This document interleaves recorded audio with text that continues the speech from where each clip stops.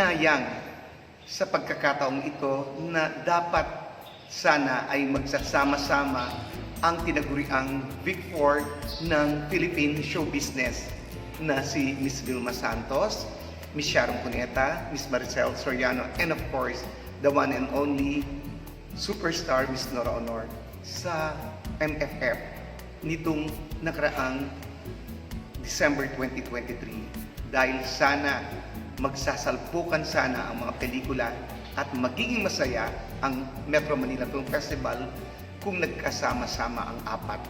At talaga namang kung sa awards night pa lang talagang aabangan kung sino ang tatanghaling Best Actress. At syempre may kanya-kanyang kampo ang bawat isa na talagang ayaw namang paawat, ayaw patalo ng bawat fans. Pero nangyari na yan at tinanghal nga na Best Actress si Miss Vilma Santos ng Metro Manila Film Festival dahil talaga namang wala si Miss Nora Honor sa Metro Manila Film Festival dahil hindi pinalad ang kanyang pelikula na Makalahok. And of course, si Miss Maricel Soriano ay ganoon din. Subalit kapwa na ipalabas ngayong December ang kanilang pelikula.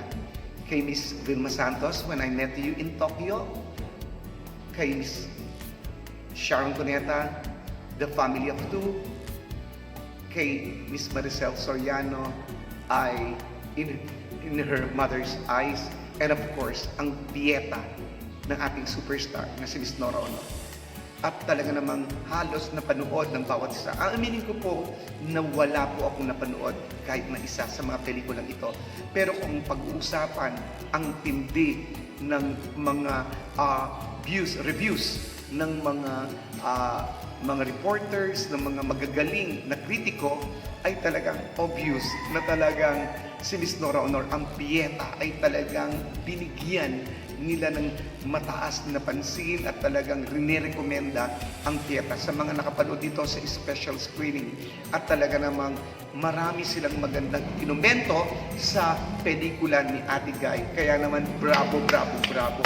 At syempre, ngayong taong dito ay talagang aabangan natin dahil kapwa na ipalabas ang pelikula ng apat na mga malalaking bituin na ito, sino ang tatanghaling Best Actress? Sino kaya ang magwawagi? Of course, sasabihin ko ng bias ako, talagang Miss Nora Honor, no? Talagang si Miss Nora Honor, bagamat wala nang dapat pang patunayan si Miss Nora Honor. Dito sa Pieta ay talaga namang nakita natin na talagang sa trailer pa lang, talagang sasabihin mo na talagang sabi nga ng isang magagaling na vloggers din, no po, sabi nila, kung nakasali si Miss Nora Honor sa Metro Manila Film Festival noong December, tiyak magiging basura ang pelikula ng dalawang aktres. No po, alam naman natin, sinabi niya po si Miss Vilma Santos at si Miss Sharon Cuneta. Of course, hindi ko napanood, pero sabi niya magiging basura. At talaga namang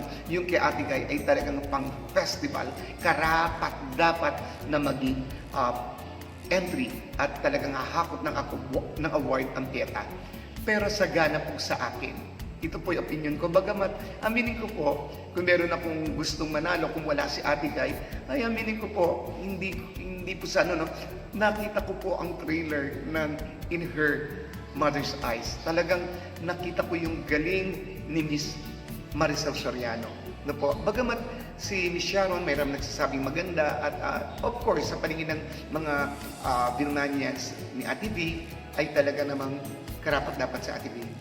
Kanya-kanyang opinion, pero sa akin po, sa ganang akin, sa darating pong awards night, talaga pong itong taong na ito, alam niyo po, ay talagang hindi pwedeng isintabi ang Miss Nora Honor dahil ang kanyang pelikula ay pang film, International Film Festival. At kung alam niyo po, at ang mahigpit na kalaban ni Ate Guy, kung maipapalabas lang sana, alam niyo po yung mananambal.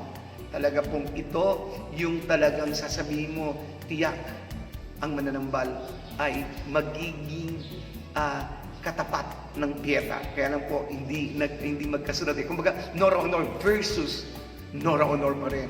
ang mananambal at ang piyera. Ito po yung opinion ko na talaga namang kasabik-sabik. Nawa po mapalabas ang piyera at mananambal ng regular showing no po, at mapanood natin, tangkilikin po natin ang piyera sa mga binigay na reviews nito. Talaga po yung mga komento ay sinasabi talaga napakagaling, napakaganda lahat ng cast ng piyera.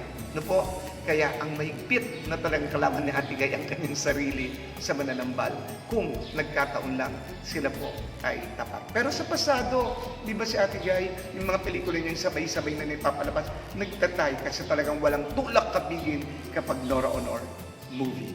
Ito po si Kay Ferdiar na nagsasabing as long as there is love we will stand and to God be the glory. Maraming salamat po at mabuhay.